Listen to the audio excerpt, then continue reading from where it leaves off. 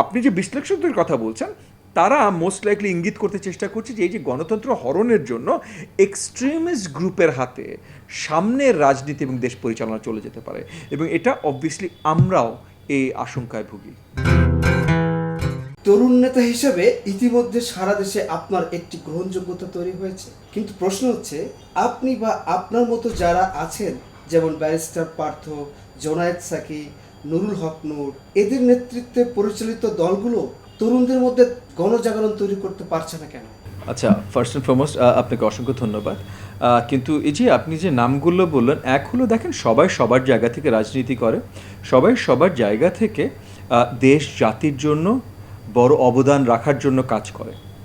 So আপনি যাদের নাম বললেন তাদের ভেতরে আন্দালিব রহমান পার্থ, জোনায়েদ সাকি, আমরা একই বয়সী বা আশেপাশে বয়স, এবং হয়তো আমাদের অভিজ্ঞতার কিছু মিল থাকতে পারে, কারো কম কারো বেশি। এর ভেতরে পার্থ সাহেব সংসদে ছিলেন, বাকি আমি আর সাকি ছিলাম না।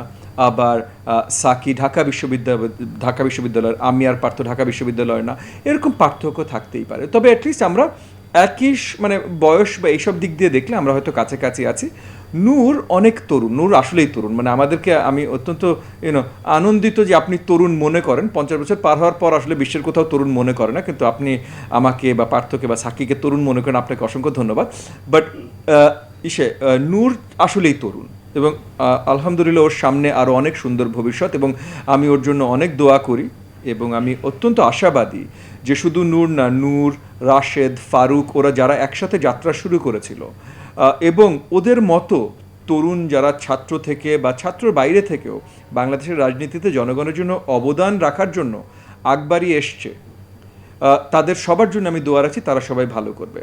বাকিটা এখন আপনার আসল প্রশ্ন ছিল হলো যে তরুণদের কেন আমরা উজ্জীবিত করতে পারিনি। না, তরুণদের উজ্জীবিত করার দায়িত্ব যে কোনো একজন, দুজন, তিনজনের না, এবং তরুণরা অনেক উজ্জীবিত।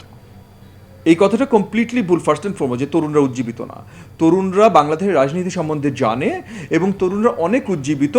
একই সাথে তরুণরা হয়তো অনেক জায়গায় আশাহত, কারণ তরুণরা অনেক চেষ্টা করেছে এবং করে যাচ্ছে এই দেশের রাজনীতিতে সঠিক ভালো কোনো অবদান রাখার, যার এক্সাম্পল হিসেবে আপনি এই যে ফারুক, নূর, রাশেদ, ওদেরকে ধরতে পারেন যে এই যে তরুণরা ভালো করতে চাচ্ছে সেটার এক্সাম্পল।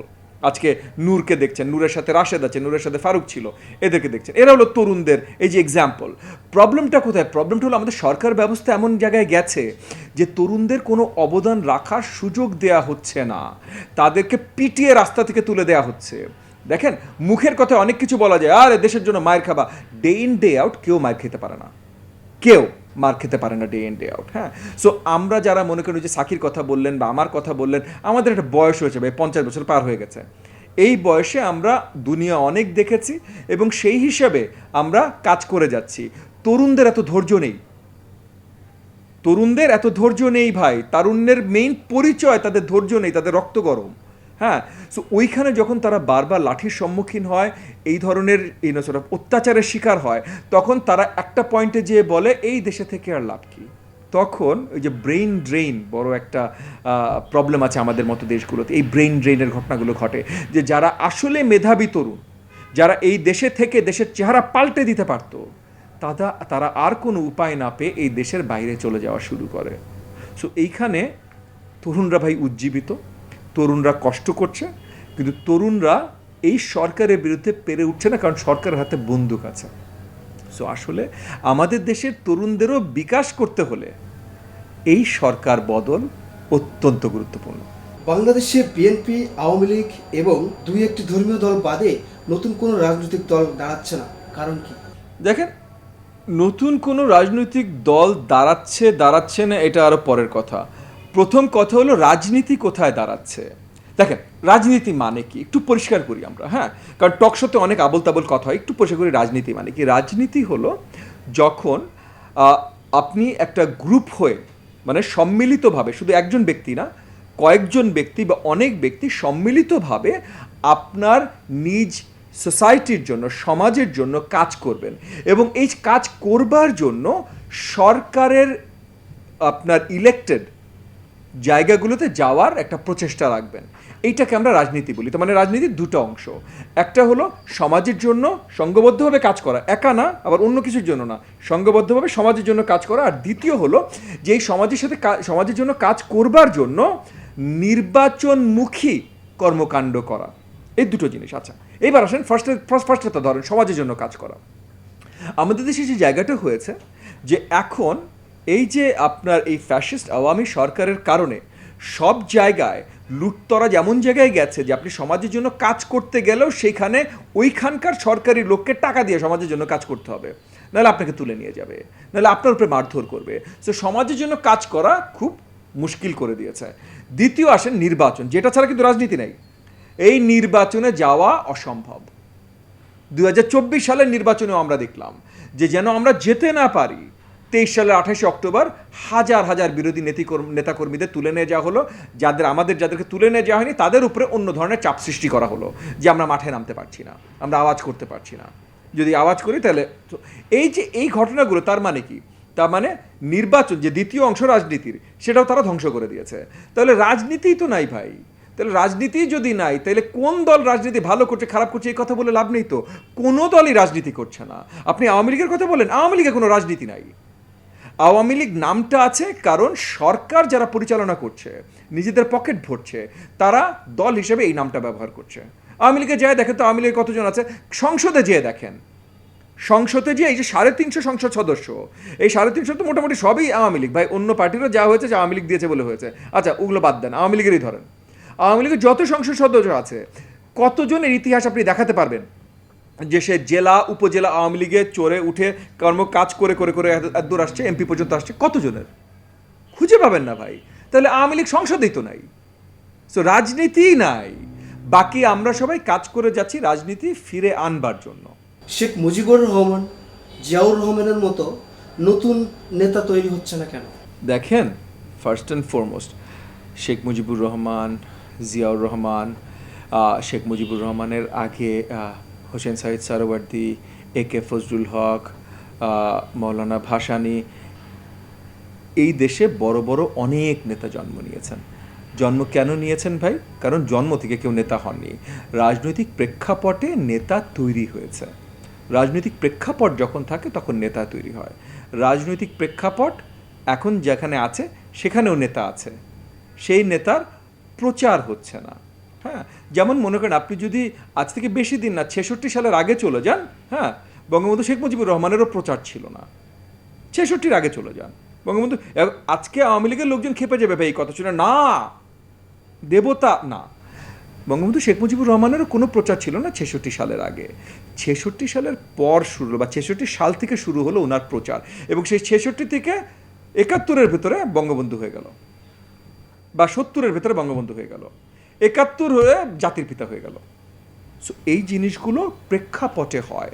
নেতৃত্ব উনি দিচ্ছিলেন এবং জনগণের জন্য ত্যাগ স্বীকার উনি করছিলেন। প্রেক্ষাপটে নেতা তৈরি হয়েছে। অপারেশন সার্চলাইট না হলে, 25শে মার্চের রাতে অপারেশন সার্চলাইট না হলে মেজর জিয়াউর রহমানের নাম বাংলাদেশের জনগণ কোনোদিনও জানতো বলে আমার মনে হয় না। কিন্তু প্রেক্ষাপটটা যখন তৈরি হলো, ত্যাগী সাহসী নেতা দাঁড়িয়ে গেল, সেই মেজর জিয়াউর রহমান এখন আমরা মনে রাখি দেশপ্রেমী মুক্তিযোদ্ধা শহীদ প্রেসিডেন্ট জিয়াউর রহমান, ঠিক না?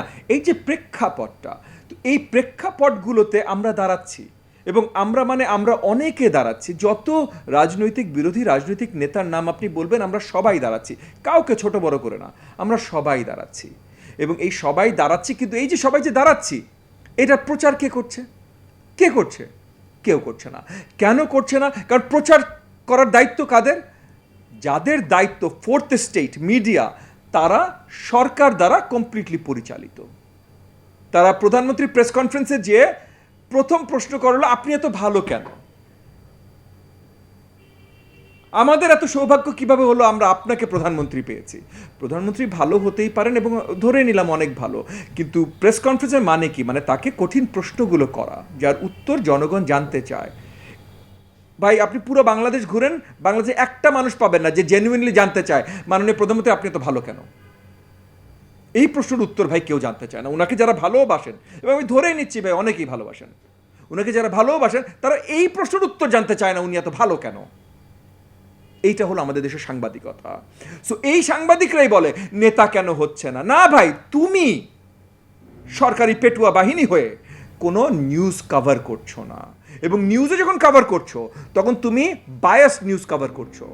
সরকার যে রাজনীতি মেরে ফেলেছে তুমি এটা বলছো না, তুমি বলছো এই আপনারা গুলি খেয়ে দাঁড়ান না কেন, আপনারা কেন যুদ্ধে যান না, যুদ্ধ দেখেছো তুমি, যুদ্ধ মানে কি জানো, ইউক্রেনে যাও বুঝবা যুদ্ধ মানে কি।